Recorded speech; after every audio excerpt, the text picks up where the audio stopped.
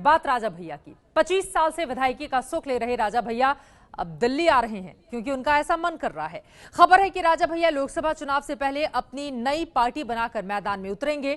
हालांकि अभी ये साफ नहीं है कि राजा भैया भी लोकसभा चुनाव लड़ेंगे या नहीं, लेकिन पार्टी बनती है तो फिर उनके उम्मीदवार तो लड़ेंगे ही।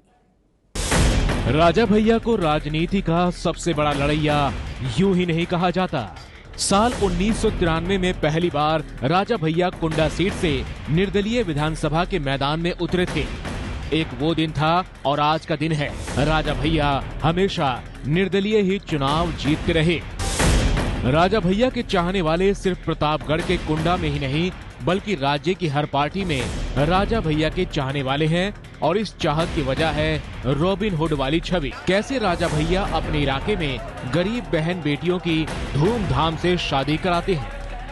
कहा जाता है कि आज भी राजा भैया का अपने इलाके में दरबार लगता है और इस इलाके में राजा भैया की जुबान ही इलाके के लोगों के लिए कानून और भगवान की जुबान है। ये सही बात है कि अगर हम अपने से कमजोर लोगों को साथ ले चलने की क्षमता नहीं रखते हैं, उनके दुख में हमको दुख नहीं होता है, उनके दर्द में हमको दर्द नहीं होता है, तो हम क्षत्रिय कहलाने के लायक नहीं हैं। असल में राजा भैया की एक ताकत उनका क्षत्रिय होना भी है। यूपी में 5% राजपूत वोटर हैं। योगी सरकार में 7 राजपूत मंत्री हैं। खुद सीएम योगी भी राजपूत जाति से आते हैं। हर पार्टी के राजपूत विधायक राजा भैया की इज्जत करते हैं। राजनाथ सिंह से लेकर अखिलेश यादव तक के करीबी रह चुके हैं राजा भैया। लेकिन इस साल राज्यसभा चुनाव में अखिलेश का साथ छोड़कर राजा भैया बीजेपी के कैंप में खड़े हो गए।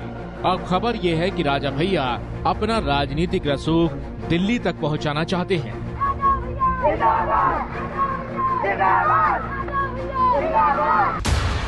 सोशल मीडिया पर ये पोस्टर चल रहा है जिसमें 30 नवंबर को एक बड़े कार्यक्रम की तैयारी की बात लिखी गई है।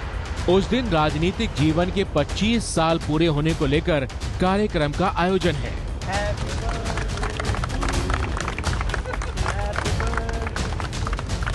माना जा रहा है कि उस दिन राजा भैया अपनी राजनीतिक पारी का ऐलान कर सकते हैं।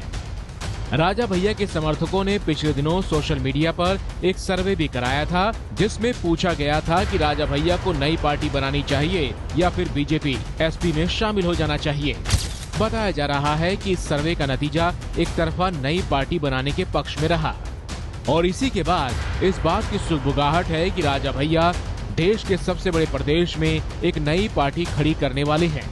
राजा भैया अगर नई पार्टी बनाते हैं तो इसका सीधा नुकसान बीजेपी को होगा। इसलिए बीजेपी की कोशिश होगी कि किसी न किसी तरीके से राजा भैया को अपने पाले में लाया जाए। ये है एबीपी न्यूज़, आपको रखे आगे।